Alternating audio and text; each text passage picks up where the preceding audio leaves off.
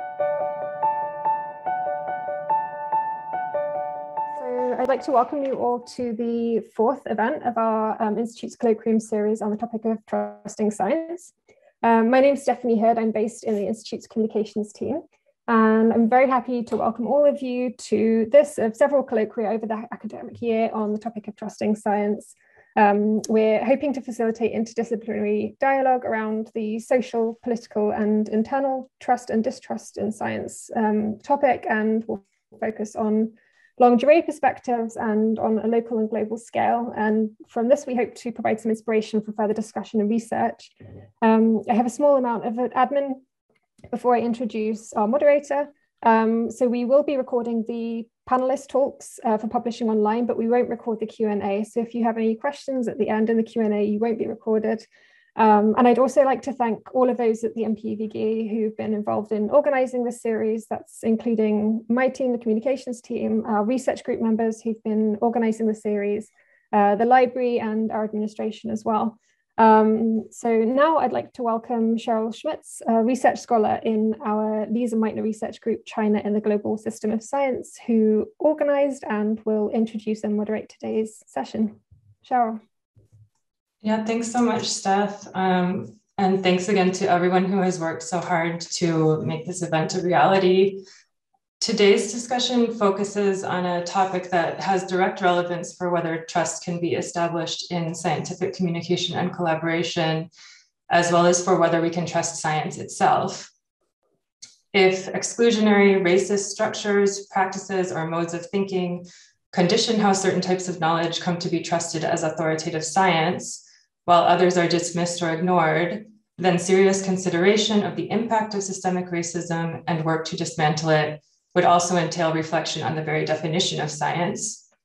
At the same time, if we recognize racism as a systemic problem within our institutions, a committed effort to reconfigure the way we do science would be necessary in order to allow for a trustful community of diverse scholars to flourish.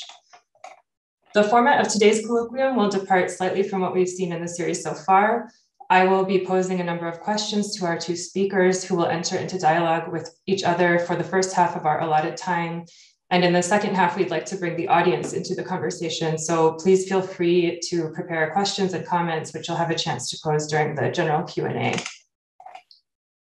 Before I introduce our two invited guests, I'd like to draw attention to the activities of the MPIWG's Anti-Racism Working Group, a listening and sharing session, which began in the summer of 2020 and involved a wide range of Institute members at all levels, resulted in a compiled document on systemic racism and discrimination, which was submitted to the leadership in September that year. The group is currently working through action items from that document, including a text for job advertisements to encourage more inclusive hiring practices, arranging anti-racism training for interested members of the Institute, and piloting a formal anti-racism officer position, which would be similar to the gender equity officer. The group meets every 2 weeks, and the next meeting is scheduled exactly 1 week from today. And the group would welcome participation from anyone who is interested. So Steph is going to post some links from the relevant web pages in our intranet into the chat. Thank you, Steph. And above all, we hope that today's event will reignite an institute-wide discussion on these crucial issues. And now, finally, I'd like to introduce our two esteemed speakers. Helen Tilley, who is joining us from France, is an associate professor of history and law at Northwestern University. Her scholarly practice is inspired by a long history of engagement in political organizing around environmental and social justice. She's the author of the award-winning monograph, Africa as a Living Laboratory, Empire Development and the Problem of Scientific Knowledge. She's also a co-editor with Robert Gordon of Ordering Africa, Anthropology, European Imperialism, and the Politics of Knowledge, and with Michael Gordon and Gayan Prakash of Utopia, Dystopia, Historical Conditions of Possibility. Along with a lengthy list of published articles, she's most recently organized a special issue of Osiris entitled Therapeutic Properties, Global Medical Cultures, Knowledge and Law, which brought together multidisciplinary perspectives on the interactions between healing practices and legal governance. Professor Tilley's current research examines the construction of traditional medicine as a scientific and legal category in the context of African decolonization and the Cold War. We are also joined today by Chakanetsa Mavhunga, who's currently in Zimbabwe, professor of science, technology, and society at the Massachusetts Institute of Technology. He's the author of several path-breaking works in the study of science and technology from Africa. These include transient workspaces, technologies of everyday innovation in Zimbabwe, an edited volume, What Do Science and Technology and Innovation Mean from Africa, and the mobile workshop, the Tsetse Fly and African Knowledge Production. His newest book, due to appear later this or early next year, is entitled Dare to Invent the Future, Knowledge in the Service of and Through Problem Solving. Professor Mavhunga has published on a wide range of topics, from the involvement of China and the Soviet Union in African liberation movements to the model of the African Research University. He also runs a graduate student super seminar on global South cosmologies and epistemologies that seeks to elevate knowledge without mediation through Western reference. So on behalf of the entire Institute, I'd like to extend a warm welcome to both of our invited speakers. Thank you both so much for being here. And now I'll start with a question to open our discussion, which is quite broad and about the history of your involvement in our discipline, which is what brought you to the history of science and what have you learned about systemic racism and injustices over the course of your careers? And I will give the floor to Professor Mavhunga. Thank you so much. I'm seeing so many familiar faces. I greet you from Zimbabwe. My journey into science, technology, and society came out of this question of exclusion. And I always saw things that were legible in, for example, Roman, Greek, pre-German unification, pre-Italian unification histories as science and technology. But those very same things in the African context were not considered to be scientific or technological. And so part of why I went to the University of Michigan is that I wanted to understand what Western society called science, and to understand the terrains that it takes, with a view to then coming back to African history with an eye towards reconstruction of our own knowledge systems as history of science. I have always insisted that we should not rush to centralize the Western and white referent in matters of knowledge as the science, because those very same knowledge systems are what has contributed to a globally warming world and planet. Very same kinds of knowledge that we vetted and considered to be scientific are the very same ones that have imperiled the planet. They authorized the heavy industrialization of Europe and the United States. So they are complicit in whatever institution might have contributed to that kind of knowledge, is complicit in that kind of macabre past that has led us to where we are. So that's the first point that I want to make. And to understand, the second question is, why is science exclusionary? It is in view of how it arrived in other people's lands, especially at a time when it was not called science at all, but was referred to as natural philosophy. And it cannot be understood, as the work of Walter Mignolo and Anibal Gihana has shown, cannot be understood without the encounter with the countries that it the continents that it colonized, specifically the global South, defined as those people whose experiences have been touched by colonialism, slavery, and racial exclusion. And I worry that every time I see the conversations in the Max-Planck Colloquium series and other platforms, it's a writing off of the chapter, this missing chapter of empire. And its very dark past.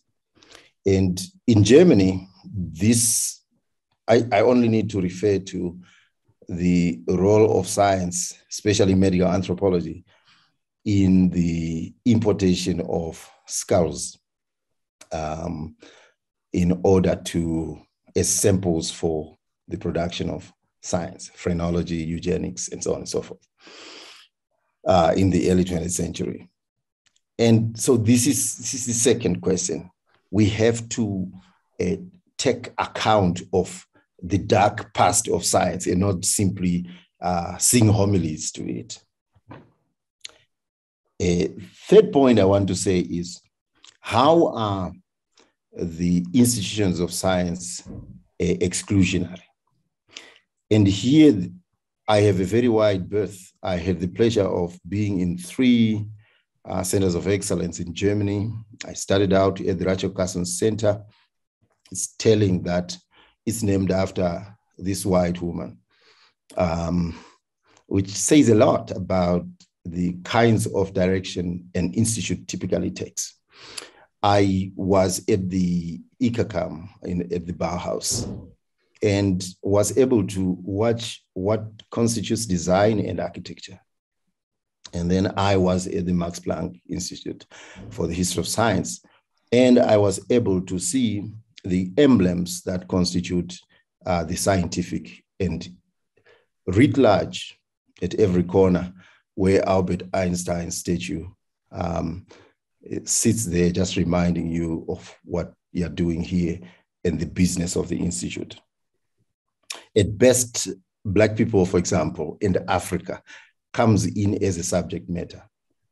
And that subject matter is objectified, so it comes in as an object, which was the original view of the study of science in the African context, where Black people were studied for their curiosities and what they could contribute towards evolution and so on.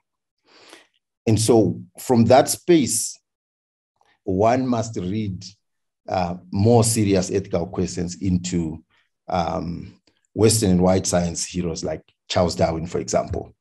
For me, was a downright racist. My view of him as a scientist is very conflicted, can't escape my being. Fourth point I will raise is the funding of science and how it advances exclusion. The burden of the scientific enterprise lies in how it can shake off the networks of nepotism, if you want, of exclusionary circles that govern it, that masquerade as a peer review, when in fact, these might turn out to be old boys and old girls networks. And as a Black person, I've experienced firsthand the difficulty of penetrating these and being able to make impact. I've been fortunate to have white benefactors. Is it because I'm associated with them that I've managed to get to where I am? Could be. I look at this from peers that don't have such networks, and I always wonder. I have also sat on the National Science Foundation STS panel, and what I have noticed typically is the sheer absence of diversity on the panel. And if you look at the deliberations, the way they pan out is that there is a kind of signature that is expected. Who have you quoted in the Western Academy? Have you quoted Latour? Have you quoted any of these legible figures?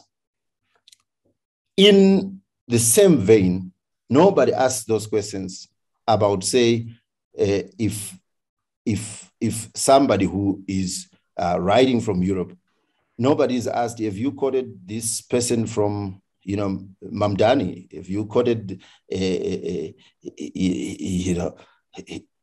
wa Thiong'o, for example? These questions are moot.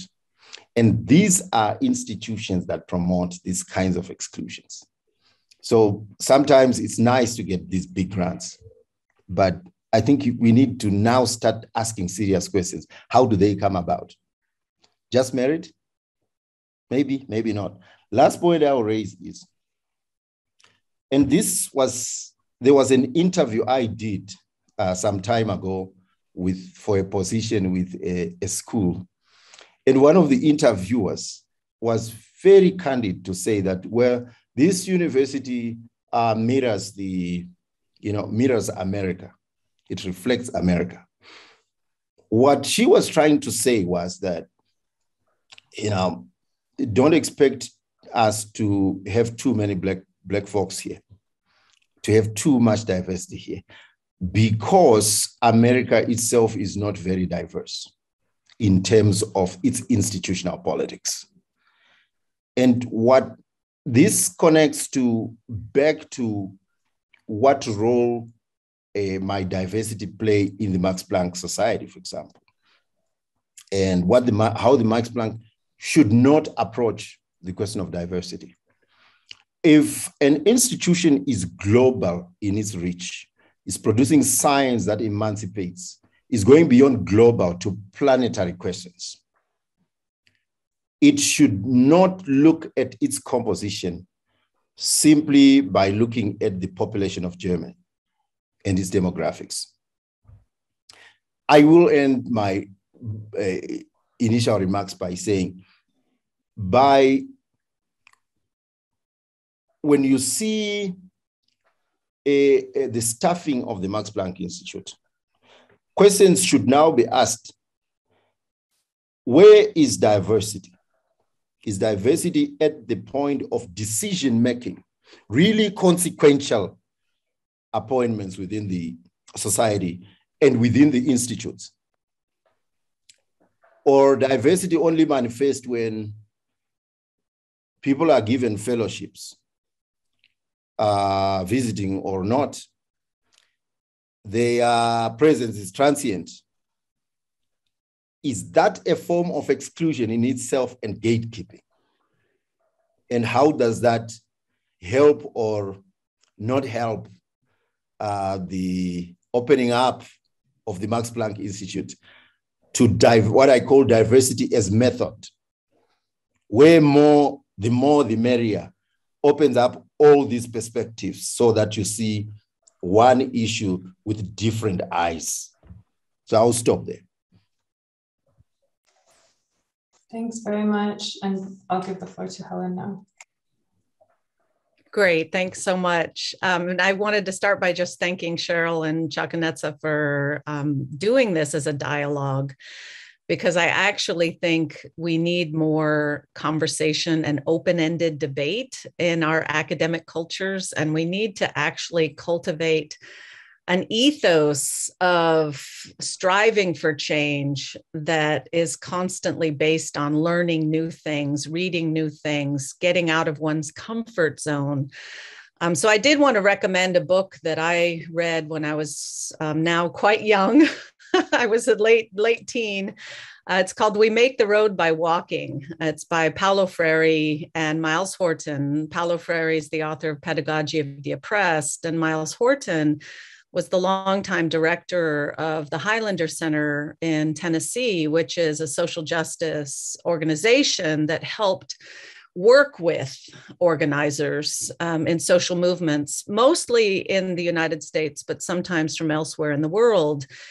And their dialogue, We Make the Road by Walking, is just that. We achieve things by deciding we're going to be on a path together, and not necessarily by always combating each other or contesting or being defensive or shutting down, or even of sitting in guilt, because these are all emotional states that can actually obstruct positive social change. And they're not wrong emotional states. They're important. They can teach you things. But deciding that you want to get somewhere collectively really means being willing to struggle. And so you can hear in my language a language that's very different from the history of science. And I have many degrees in the history of science. But I came to the field because I was raised in a family, which I didn't know at the time, but adopted a very radical, I would say even revolutionary tradition around organizing and activism and the politics of knowledge. So I was raised in a household headed by a woman, my mother, who was very interested in the history of disciplines and expertise, and the maleness of certain kinds of disciplines. Archaeology was one of them. So I got a lot of analysis of the human sciences growing up. Psychoanalysis was another. And that kind of anything that you're exposed to in your household, the conversations, meeting. I was born in Hawaii, so my mom happened to be friends with musicians and activists and sovereignty movements in Hawaii. So I learned a lot about settler colonialism growing up. I learned a lot about the sovereignty struggles and even Black nationalism. The Black Panther Party was a part of our, regular conversations about strategy and organizing and what could work and what wouldn't work. And a lot of historical analysis. So by the time I got to college, I was primed to do something in the history of science. And I did do my first degree in the history of science. And ironically, one of my first papers was a critique of Darwin's racism in The Descent of Man. And I found that such an odd book to read, and such a glaring book to read. And I remember being treated like my analysis, and this was in the 80s, so this is a long time ago, my analysis was passé, that I had to go deeper, that I had to move beyond my simplistic thinking. And I mention this for pedagogical reasons, because in some ways there's a kind of always remaking the wheel of learning and relearning, like, what is the history of racial thinking? What are the history of racial categories? When did it become racial groupings? And so a lot of those questions were planted in my mind in college, but were not answered. I think that if I had to put all the books together that I read, Chakanetsa's description of a kind of canon rings true. I mean, we read about Greek and Roman antiquity. We read about the early modern period and the scientific revolution. The countries that were dominant were Germany, post-unification, France, Great Britain, the United States. And even when we studied Darwin, we did it in a very, a geographically blank slate almost. So I didn't really understand the centrality of place and the production of knowledge until I started my graduate training at UC Berkeley. So my own work is often highly pedagogical. If I'm interested in something, I start reading about it. I wouldn't say voraciously. I'm actually a slow, methodical reader, very much in the University of Chicago tradition of you find a few books that you think really nail a subject and you get to know them very well and you keep coming back to them. And then my other strategy is to teach subjects. So for the last 20 years, I've been teaching a class on racial science and racial medicine in transnational perspective. And I deliberately have always taught that course with readings rooted in every major region of the world, because there's a deep literature on every major region of the world. And there are lots of fault lines in the literature, and there's disagreements, and there's a tendency, especially in social movement analysis, to sometimes erase and flatten out other parts of the world and the experiences.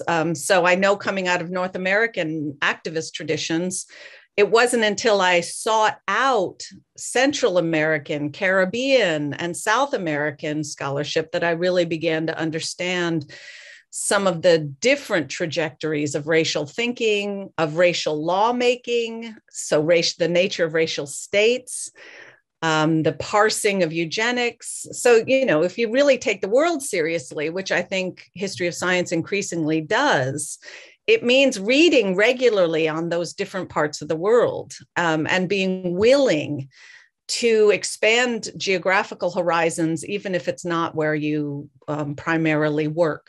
So I'll stop there. Actually, I do have one tiny footnote because I noticed that the trusting science theme, one of the people who most influenced my thinking about the history of science philosophically was Ian Hacking in Representing and Intervening, because his theoretical framework was capacious enough, open-ended enough to take into account geographical variety and epistemological heterogeneity. So the epistemologies of different parts of the world. And so it was quite a surprise to learn that he had spent 3 years teaching in Uganda at a formative age, and that he taught philosophy at Makerere in Uganda. And I've asked him, did that influence your thinking? Did it make you write more capaciously?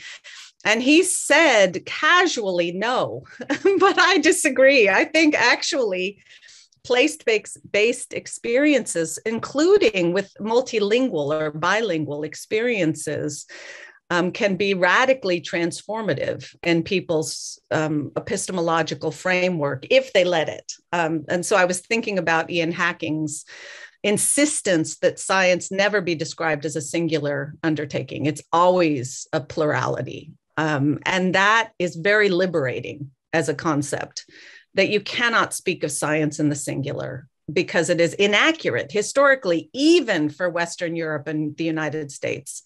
And once you accept that it's not a singularity, it makes conversations about universality quite different too, and it makes conversations about trust quite different. Thanks so much, Helen. I wanted to ask another question, since I was really intrigued by you mentioning this early experience writing about Darwin and an analysis of race possibly being criticized as simplistic. And also, Chakanetsa, you mentioned these citational practices and kind of rules that people have to play by, which can be very restrictive and exclusionary. And I wonder if both of you could also comment on kind of the alternative, like if you've encountered anything in your research or in your work as teachers that offers a source of other possibilities, of alternative possibilities. And maybe Helen, would you like to answer first? I'll offer a brief answer, and then I'd like to hear Chakanetsa's, and I might have thoughts on his. I mean, I think one of the things we do with original research is we always have this concept in our work that we're pushing the envelope, that we're stretching our understandings, that we are extending originality. We're making some original claims that other people haven't thought of. So there's this premium placed on how clever we can be, how much we can assemble, how far we can go that other people haven't. I mean, that's not an accident that there's a kind of imperialistic component to it, you know? I mean, I've literally read book manuscripts where everybody's staking out their territory, like, I am the first to ever have done X. And that's okay. I mean, that stretches us as human beings. And I know I've appreciated being stretched. But to go back to the fundamentals, I do think, I mean, using what layers of an onion, I mean, I do think sometimes what we might call low-hanging fruit, the obvious insights, can be lost. And that's the forest as opposed to the trees. And there's something to be said for ensuring that insights, but now, since we're talking about structural racism, that insights about the many different ways institutional power is distributed in exclusionary ways, as Chakanetsa got us started, there's something to be said for educating along those lines. And I'm fairly sure most of us were not educated to analyze structural power in our formal education. We might have had those experiences as human beings in our families and our social experiences, but there is not a lot of insistence that we analyze power and the reflexive nature of power that power and institutions reproduce their own forms of power. And I think that there is a discomfort, and it's understandable for any institution that you belong to that has a hierarchy, that has its own political economy, to shy away from getting into the mud of, okay, what forms of inequality does this institution reproduce? Because most institutions reproduce inequalities. And that's a sociology 101 insight. I mean, I did sociology, anthropology, and history in graduate school and learned a tremendous amount from all of those fields, and being willing to tell the truth about exclusionary practices and not devolve into a kind of, oh, woe is me, we're so bad, but really evolve into something that actually is more inclusive. It addresses past harms. And I think that's where things like reparations come into play. Past harms have intergenerational legacies. And that's why you can see forms of inequality that are often labeled individual responsibilities. And to oversimplify a little bit, capitalist cultures are very good at putting responsibility for structural inequality on the shoulders of individuals and say, you're to blame, when in fact it's society that has structured paths that support some people. The structure of whiteness supports me, opens doors for me that will be absolutely closed for others. We've seen this in the Ukraine war with the African students trying to leave and cross borders and not easily cross borders that are being opened for Ukrainians. So I'll stop there and pass it to Chakanetsa and see. And I understand there's some people who also may already want to get into the conversation, but Cheryl, I'll leave that facilitating to you. Yeah, I think we'll open to general Q&A in 10 minutes or so. So if you already have questions, I hope you can hang on to them for a little bit longer. Chakanetsa? Oh, I think you're still muted. Indeed, the challenge with the kind of Enlightenment, post-Enlightenment tradition of knowledge and education is that when you come to campus, you are forced to have to leave your community and your family at home. You come as an individual, which is perfectly fine for countries that are rich, for communities that are very rich, that don't have to deal with the mess that slavery, colonialism, racism, and post-independence morass visited them. Some of us don't have that luxury. Our community has to come to campus because it becomes the prismatic campus that shows us the bearing to the kinds of courses we should take on campus, the kinds of books we should read, the kind of networks that are necessary, the kind of institutions that are worth critiquing and trying to rehabilitate in service of a more just world. So that's one thing that I will say. At the same time, the university research institutions must not arrogate to themselves the job of being the knower of the world, the solver of the world alone. We have got to reinvent the 21st century university so that people do not just come to campus with their community, as part of their community, with that experience, but the university can also be taken to our community so that it can achieve impact. It's a generational mandate for some of us. It's part of why I'm here, for example. I see nothing wrong in reparations are fine, but until that hue and cry happens, we have to, those of us who have been marginalized, need an education system and a knowledge system that actually invests in our lost, stolen, deflected, and murdered knowledges, murdered by science. And it's too late for us to still be feeling sorry for ourselves and hoping somebody will do that for us. What we need are genuine allies to reconstruct this very broken knowledge system that might have served the 21st century well until we see what it has wrought on the planet. So how do you achieve this? Part of the challenge which we have taken up, some of the participants in this Zoom colloquium know this, is to remove the Western referent. And it's not just Western, it's the Western and white referent that structures our thinking, that defines what knowledge is and is not,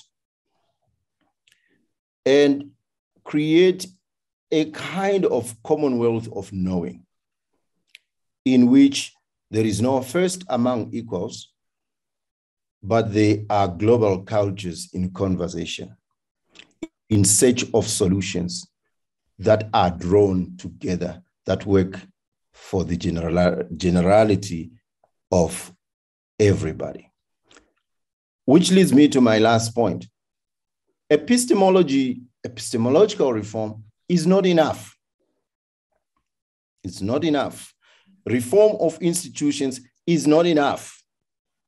Simply including Black folks so that they are more like pimples on a big white elephant is not enough.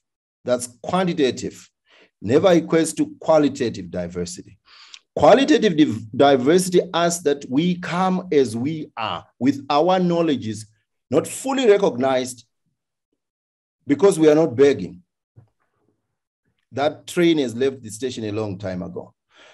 We come in as people that are going to make impact. The question is the generation that we are training ready to operate in such an environment, to think and design at the intersection?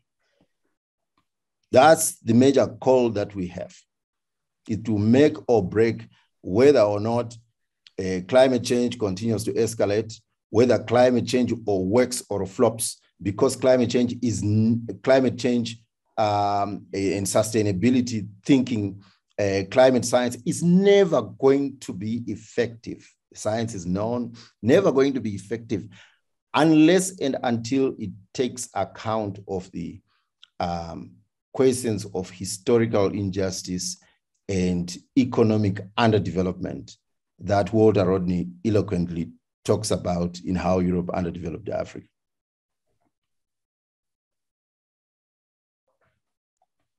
Thanks so much.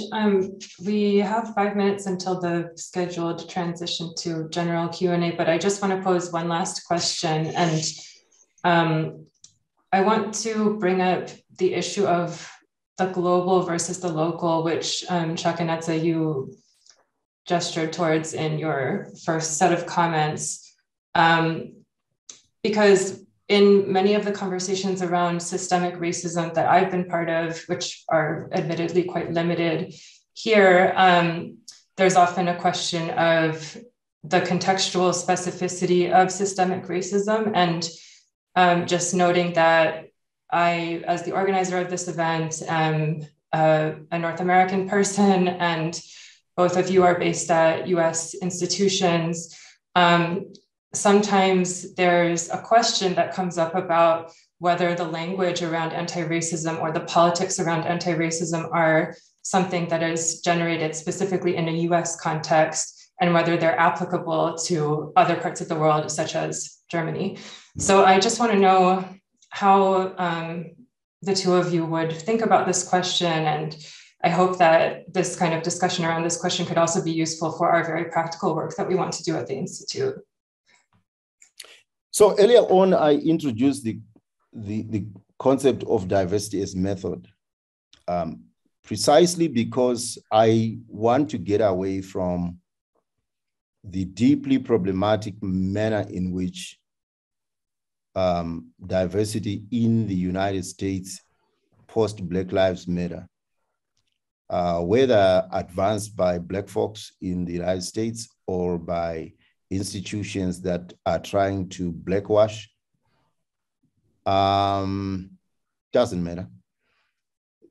It can be very dangerous to bring that language hook, line, and sinker into communities outside.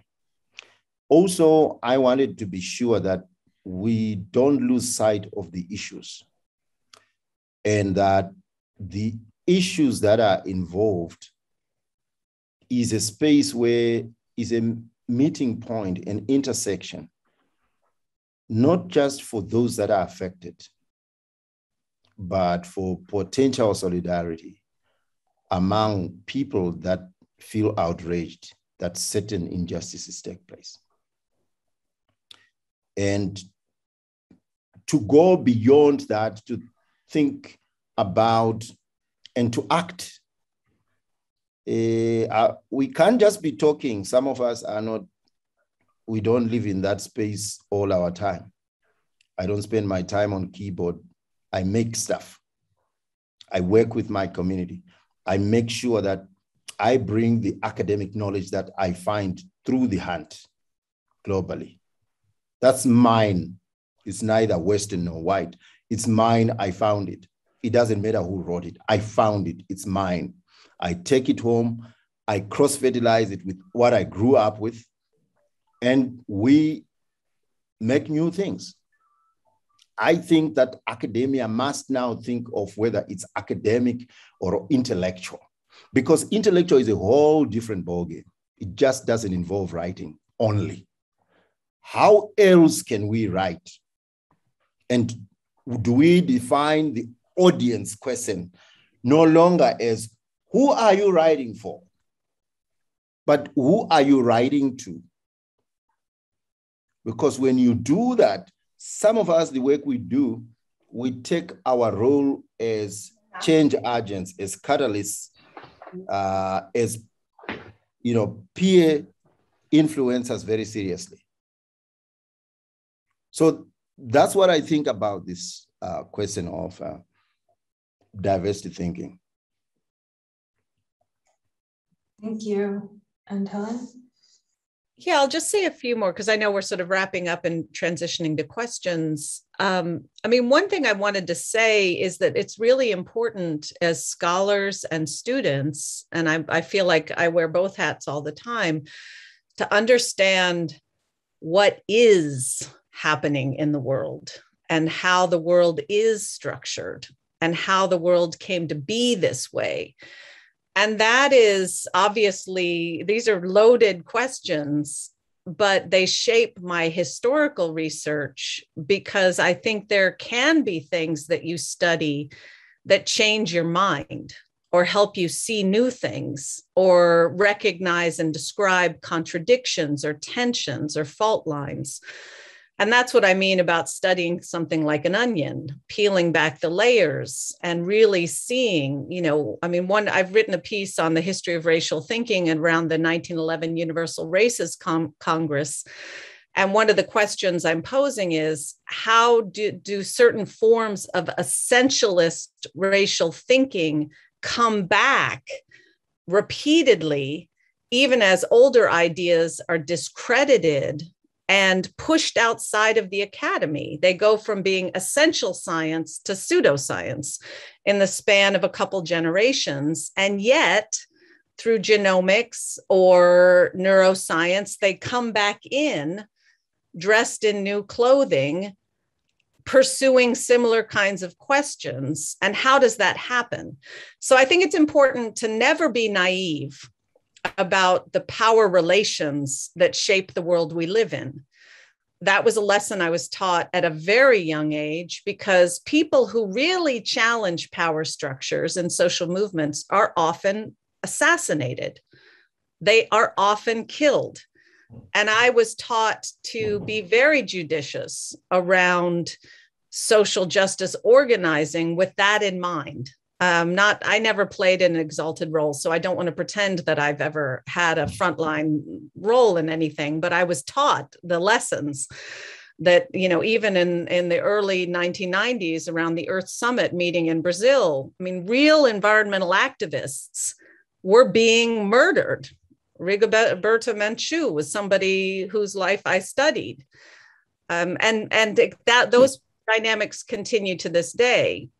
And so I think knowing the world and being open to the power relations matter a great deal. And I think in terms of understanding, the reason I started with We Make the Road by Walking, understanding structures of power and committing to various things, is that it can be very lonely. And I am not as much a fan of the language of allyship, though I know where it comes from. I'm a fan of the language of comrades. I mean, it's older language, and it's not accidental that it's socialist and communist, because solidarity is something you can do whether somebody else does it with you or not. You can show solidarity, you can act in solidarity, and it is not transactional. It is something that you commit to. And your ethical choices surround us all the time in our institutions, and they are much more microscopic and invisible than most people are willing to acknowledge in an era of social media. They are fights fought, often behind closed doors or in private, and it's not, and when I say fights fought, sometimes it's not even that fraught. It is making sure you put something on the table for discussion rather than stay silent. It is making sure that you raise a concern at a pivotal moment where you can bring more people to the table. It's keep creating the openings and not closing doors. So I think sometimes the more public facing tactics of social movements are often confused with the subterranean work that goes into really good movement building, but also it's good kinship building. I mean, you raise your children. I'm a Chakanetsa and I both have kids, and I think we think about this too, where you're not always just kind of in struggle. You're actually loving, and you're kind, and you're supportive, and you're compassionate. And so much struggle has to be loving. And so I just end with that point, because it's a point that gets lost sometimes, is compassion and love make change too. Thank you both again so much for being so generous with your time and sharing so much of your personal experiences, which is something we don't often get to hear about from scholars, and also for inspiring us to ask all of these important questions that I think we'll have to continue talking about for a very long time.